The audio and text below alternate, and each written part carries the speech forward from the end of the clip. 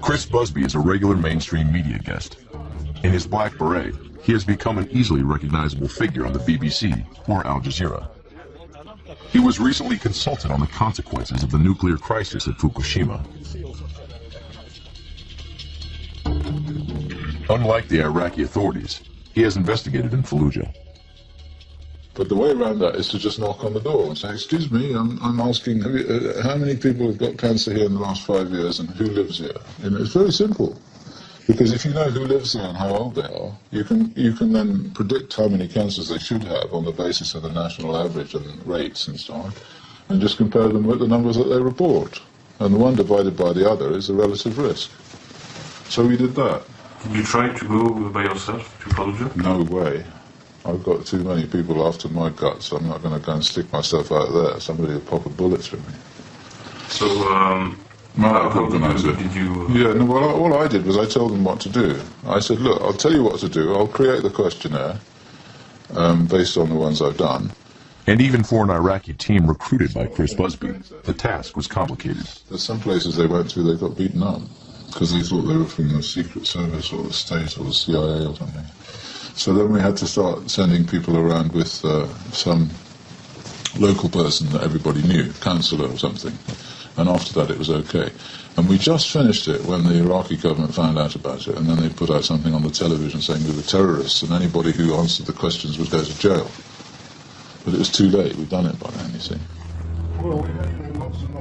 On top of the questionnaire, Chris Busby asked for samples of soil and water. Samples of residents' hair were also taken.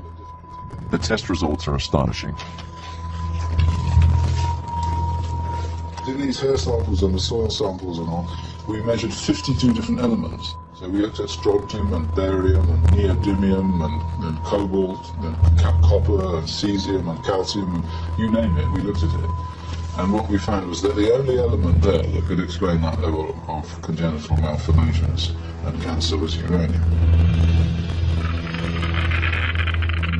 He believes it's not the white phosphorus that is harming the inhabitants of Fallujah, but uranium. So, for instance, in Fallujah, the rates of leukemia, for example, are 38 times the expected number based on Egypt.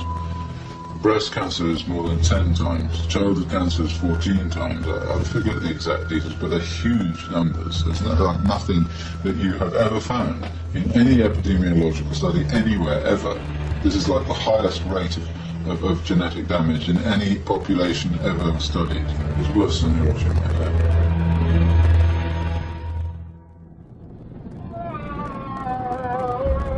Why is Fallujah compared to Hiroshima? How did uranium come to be in this city? Officially, no nuclear weapons were used in Fallujah.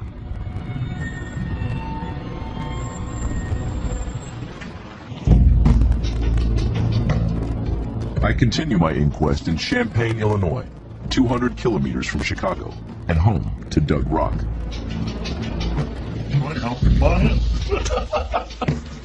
For Doug Rock, the presence of uranium in Fallujah comes as no surprise. This former high-ranking officer served more than 35 years in the U.S. Army, in particular during the First Gulf War. At that time, he headed a research program into the consequences of a new uranium-based weapon. After testing on behalf of the Pentagon, he became its first victim. He now suffers from several cancers and renal problems. It's part of the Nevada test we did.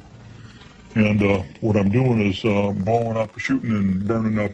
Well, what you see is the direct impact on the uranium munitions, the uranium impact, but the uranium that breaks up burns and burns and burns and burns and burns for a long time. You can see how long it lasts.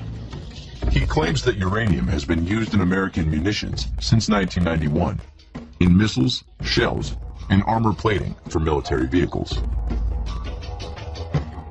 And when I shot up wood 4x4s, man, they were great. This stuff is good. Okay? I mean, you have to understand, the purpose is to kill and destroy. And uranium weapons are the ultimate, because it's a massive fireball of burning uranium fragments that are moving extraordinarily high velocity, and fragments that are not burning that cause massive secondary explosions or massive fires in anything that will burn. Uranium is a mineral used in nuclear power plants. Part of it is enriched and used as fuel for the reactors. The rest is radioactive waste, known as depleted uranium. As the costs of storage are high, the U.S. Army decided to use some of it to manufacture munitions and armor plating.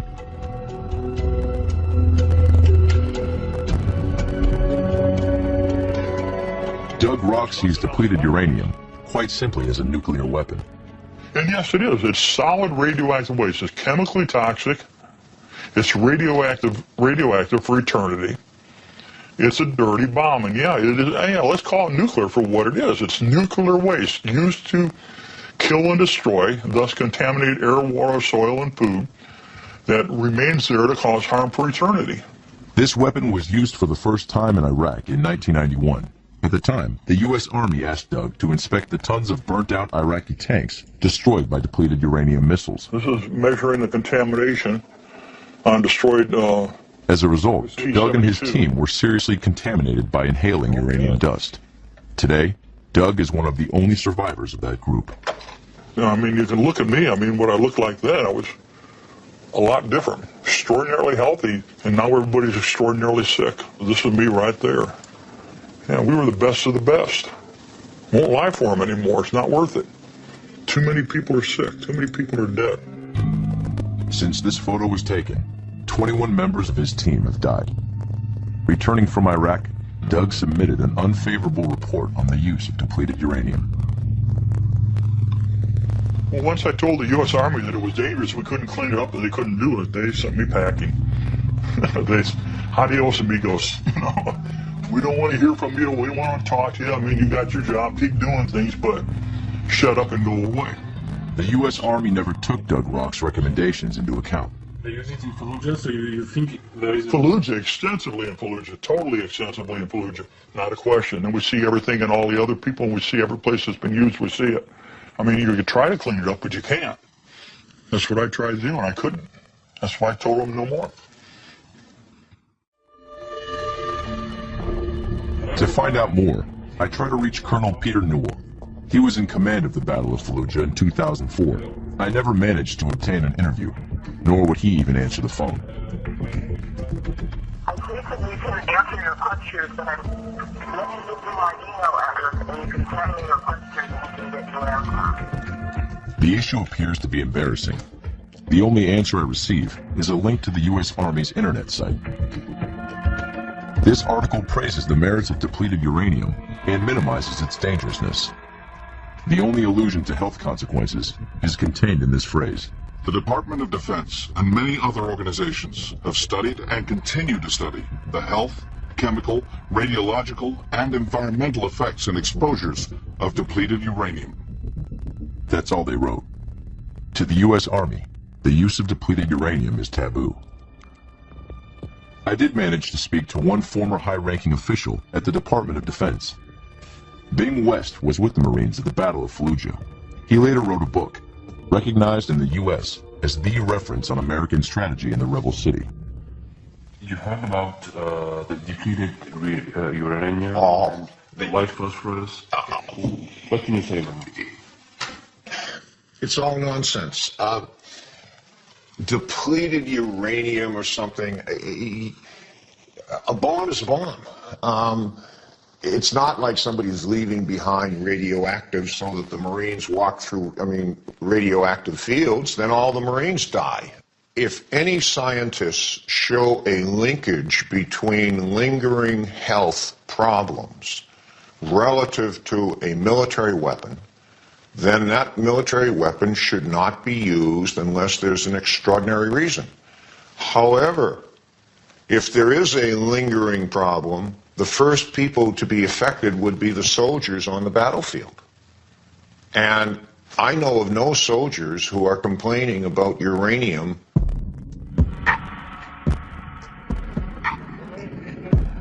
Yet it's not that hard to find American soldiers contaminated by depleted uranium. A few kilometers from New York, Gerard, Janice, and their children are to all appearances a typical American family.